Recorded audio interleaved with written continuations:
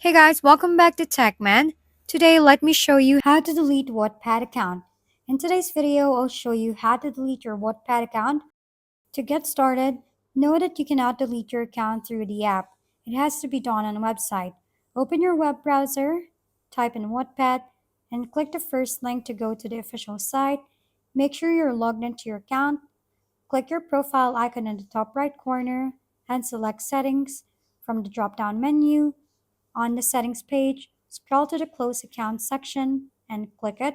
You'll be prompted to optionally explain why you want to delete your account, but you can skip the step. Important notes appear next. Your personal data will be deleted after 6 months. Any coins are non refundable, and active subscriptions must be canceled manually.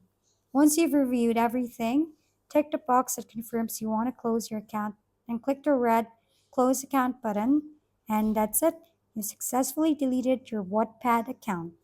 If we've been helpful, kindly give us a thumbs up and don't forget to hit the subscribe and bell button for more contents. For any questions and suggestions, comment down below.